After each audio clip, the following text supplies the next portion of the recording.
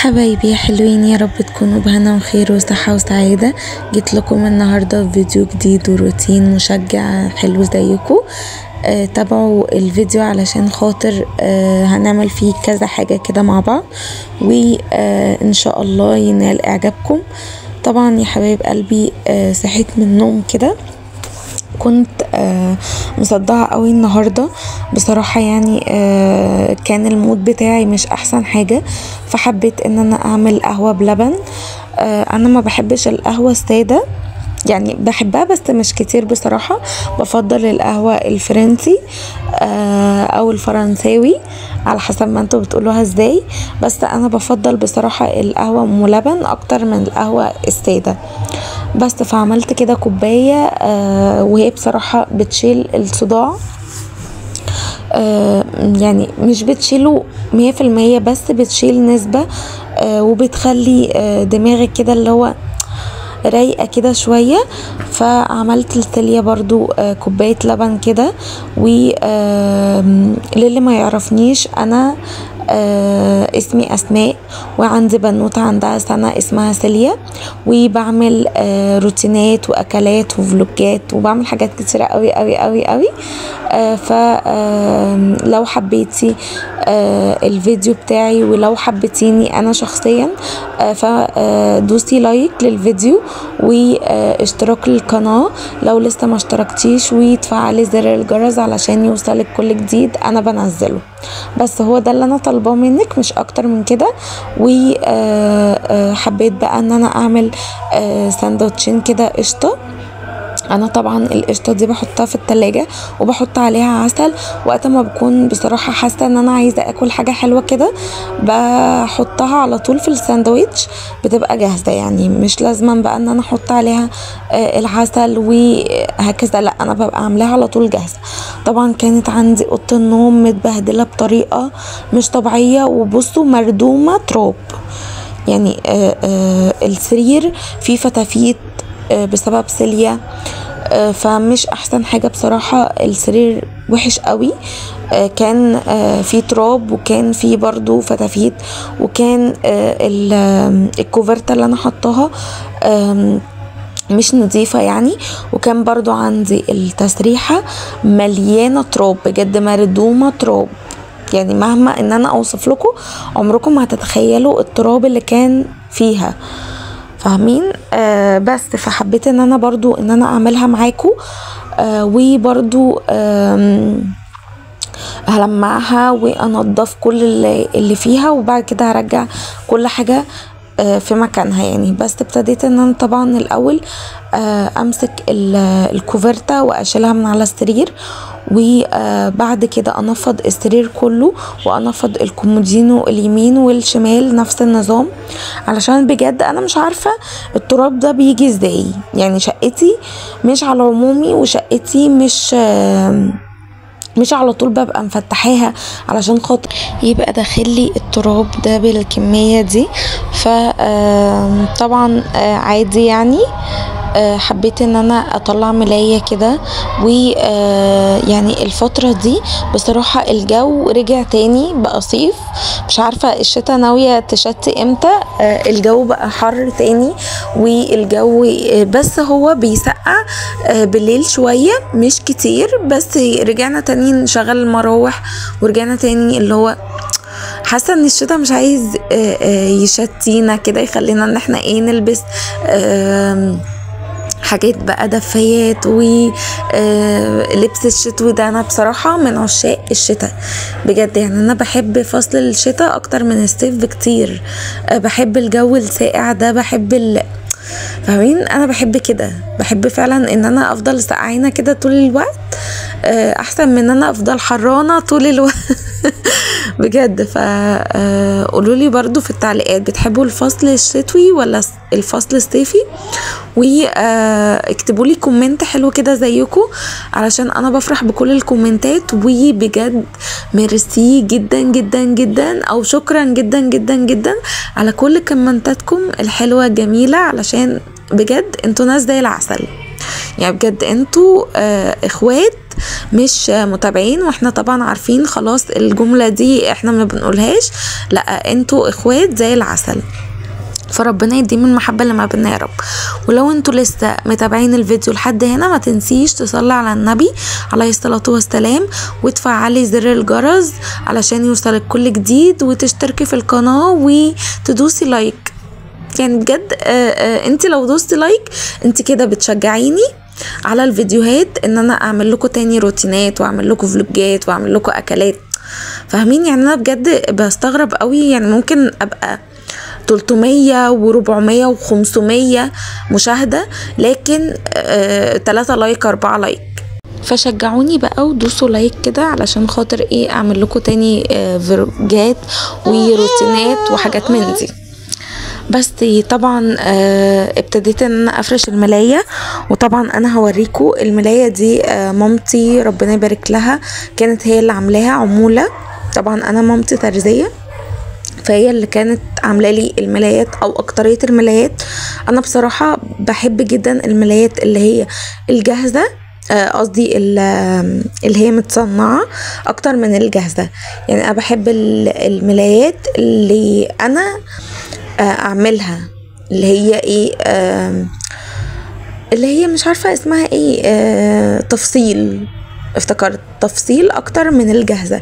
ليه؟ لان انتوا هتشوفوا زي ما انتوا شايفين كده الملاية فيها براح بطريقة مش طبيعية. يعني بصوا من الجناب كمية الملاية اللي هي مرمية في الجناب مش طبيعية، ده غير برضو الظهر بتاعها برضو كمية كبيرة قوي مرمية في الظهر. فانا هوريكم، يعني بصوا شايفين الحروف بتاعتها، او شايفين الجنب اليمين والجنب الشمال، وبرضو من قدام هي فيها برضو حبة كتير مرمية. وبصوا من الظهر حبة كتار قوي ان انا رميهم من الظهر. فعشان كده انا بقول لكم ان انا بحب التفصيل اكتر من الجاهز. طبعا لميت كل ده تحت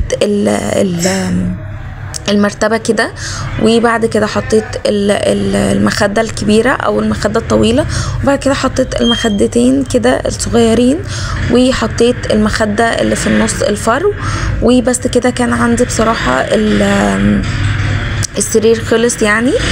وبرضو لمعت الكومودين اليمين ولمعت الكومودين الشمال، بس ما صورتوش بصراحة، قلت كده كده يعني انتوا حفظتوا اللي انا بعمله. بس كان بقى عندي وقت التسريحة هو اللي كان دمار. ربنا يبارك لي في سيليا ويحميها لشبابها. بجد بجد الفترة دي بقت صعبة قوي معاها، بقت بتنكش في اي حاجة، طبعا بتقف كده بتسند يعني، فبتاخد طبعا كل حاجة على التسريحة، بتفضل تشب وتاخد الحاجة اللي على التسريحة وترميها في الارض. فانا بصراحة مش حمل خساير، لان انا بحب الميك اب جدا وبحب الميك اب بتاعي بالذات، فمش عايزه يعني صباع روج يقع يتكسر، مش عايزه بالت اي شادو تقع تتبهدل وتتكسر، وهي مش هتكسرها بس، لا ده هتبهدل كمان الارضيه بقى بالاي شادو بالروج بالكلام ده كله. فحبيت ان انا الم كل حاجه ماشي، وانفض طبعا المفرش، واجيب حته ميكرو فايبر كده او قطن والمع بيها كل التسريحه، ونفس الوقت المع بيها برضو الازاز بتاع التسريحه. وكنت حاطه فيها ملمع ازاز يعني، وانا زي ما انا قلت لكم قبل كده انا اللي بعمل ملمع الازاز بميه دافيه، وكمان بمعجون اسنان، و شوية خل وشوية كرول، بس مش اكتر من كده، وبقلبهم في بعض او بحطهم في بخاخة وبرش. بجد بجد بجد بيطلع احلى ملمع ازاز. طبعا حبيت ان انا احط المفرش تاني واحط كل حاجة على التسريحة زي ما انتوا شايفين. بس بقى اعمل ايه عشان استاذة سيليا؟ يعني الم كل الباليتات بتاعت الاي شادو والبلاشر والهايلايتر وكل الكلام ده على جنب كده، علشان ما تاخدش مساحة يعني في قلب التسريحة. واحط برضو الروج والكريم المرطب وكل البرفن وكل الحاجات دي لجوه، فاهمين يعني؟ ما دخلتش طبعا لبره كده، او ما حطيتش حاجه لبره قوي، علشان خاطر لما هي تيجي تشب وتبقى عايزه حاجه قدامها ما تعرفش تطولها، فاهمين؟ فزقيت كل حاجه بصراحه لجوه، وعندي التسريحه بقت منظمه قوي. وانا بقيت بحب التسريحه بالشكل ده، علشان خاطر ما فيهاش حاجات كتيره، وحاسه ان هي مش واخده مكان كبير، لا ده كل حاجه كده ملمومه، وكل حاجه يعني انا عارفه ان انا اشوفها اكتر من الاولانيه. يعني حاسه لما كانت في الاول كنت حاسه ان في حاجات كتيره قوي بتضيع مني مش شايفاها، بسبب ان انا كله على بعض، او مش كله على بعض بس حاجات كتيرة مفروشة كده في قلب التسريحة، فانا مش شايفة الحاجة اللي انا عايزاها. كنت بفضل فعلا ابص كتير قوي في الحاجة علشان ادور على مثلا قلم روج، او علشان خاطر ادور على ماسكارا، او علشان خاطر ادور على مش عارف ايه، فاهمين؟ الحاجات الصغيرة دي ما كانتش بتبان قوي في قلب الحاجة الكبيرة. بس فطبعا لميت الحاجة اللي برضو على التسريحة من تحت كده وحطيتها تاني في مكانها. والحاجات دي طبعا استاذة سيليا ما بتترحمش من ايديها، وكل شوية تدلق، وكل شوية لمها. بس الحاجات دي فرش و روج يعني مط، ومونيكير، وروج اللي هو اللي بيتغطى ده برضو، مش حاجات اللي هي مفتوحة وحاجات باينة وحاجات الكلام ده، لا حاجات بصراحة مقفولة، فهي لو دلقتها كده كده مش بتدلق في الارض، فاهمين؟ اخرها ان هي تلعب بس في الحاجة. طبعا لميت كل السجاد اللي كان في الارضية، علشان خاطر انا كنت عايزة بصراحة اكنسها كنسة محترمة كده، وكمان ألمعها أو أمسحها، علشان زي ما أنا قلت لكم التراب بصراحة مبهدلها قوي. وزي ما أنا معرفاكي يعني إن أنا كل ما أعمل حاجة في الشقة، أو كل ما أعمل حاجة في البيت لازم تتكسر، أو لازم تبوظ، أو لازم مش عارف إيه. والله لسه بحط الجردل والشرشوبة، لقيت الشرشوبة عندي اتكسرت. هتقولوا لي ازاي؟ هقول لكم والله ما اعرفش بجد، بس اللي هو لسه انا بقول بسم الله الرحمن الرحيم وبلمع كده الارضيه، لقيت الشرشوبه اتكسرت. قلت طبعا الحمد لله، وفدايا وفدا بنتي وفدا جوزي، فالحمد لله ان هي بتيجي في الحاجات البسيطه دي، مش بتيجي في بني ادم. طبعا كان معايا بقى وقت الغدا، فحبيت ان انا اعمل ايه حاجه بقى سريعه وبسيطه كده وجميله في نفس الوقت وطعمها حلو. حبيت ان انا اعمل شويه كبده كده، وانا بصراحه بحب قوي الكبده بالطريقه دي، ولو انت عملت الطريقه دي زي ما انا بعملها بجد هتفضلي على طول تعملي الكبده بالطريقه دي. طبعا جبت بصل كده، كان عندي نص كيلو كبده كنت مقطعاها، او انا بخليها بتاع الكبده يعني بقول له قطعها لي شاورما، فبيقطعها لي شاورما. وانا بكون طبعا قبليها بربع ساعه حطاها في حطاها قصدي سوري معلش في ليمون، يعني عصر عليها ليمون، وعصر عليها ليمون، ومش عصر عليها حاجه، عصر عليها ليمون، وعامله عليها توابل الكبده، وبس كده تبقى عندي. بصراحة هي دي اللي منقوعة يعني فيها ربع ساعة بس، طبعا علشان خاطر بس الليمون الزفارة بتاعتها، وعلشان الطعم كمان. وبيبقى عندي 4 بصلات كده حلوين، فبقطعهم جوليان زي ما انتوا شايفين، قطعيها رفيع مش كبيرة، علشان خاطر انت بتعمليها في طاسة، فمش بتقفلي يعني عليها حلة والكلام ده كله، فتبقى مستوية عندك بسرعة، وتبقى مستوية برضو حلو البصلة. فقطعيها جوليان بس رفيع مش تخين. بس طبعا قطعت كل الكمية بتاعت البصل زي ما انتوا شايفين كده معايا. وبرضو عندي فلفل، هقطع فلفل الوان، وهقطع فلفل اخضر، ولو انت بتحبيها سبايسي قطعي فلفل حامي، لكن انا بصراحه مش بحب الحاجه سبايسي قوي، فممكن احط مثلا في طبق كده بعد ما تخلص شويه شطه ناشفه. وعادي لو انت ما عندكيش بصراحه مش متاح يعني عندك الفلفل اللي هو الحراق، تقدري ان انت لو عندك شطه ناشفه تحطي شطه ناشفه.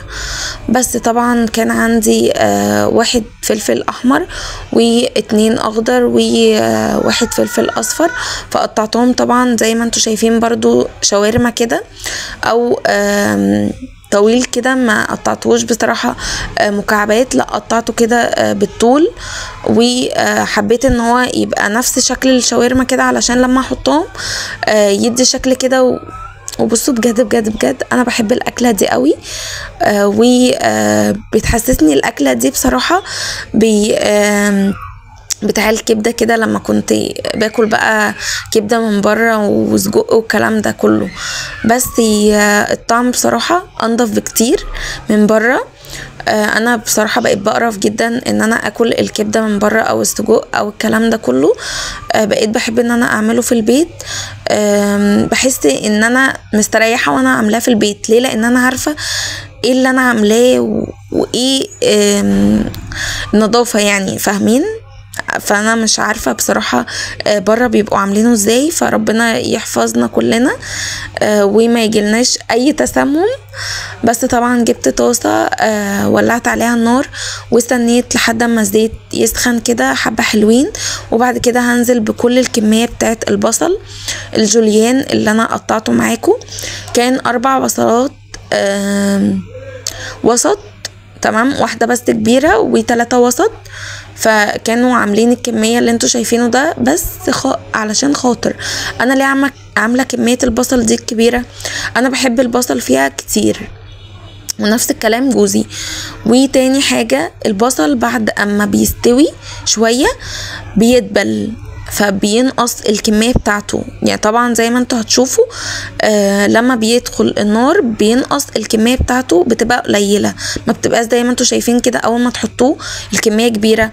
طبعا زي ما انتوا عارفيني وخلاص حفظتوني، اي بصلة انا بحطها في قلب الزيت وبشوحها لازم يبقى فيها شوية فلفل اسود وشوية ملح علشان خاطر الريحة والطعم بتاعها.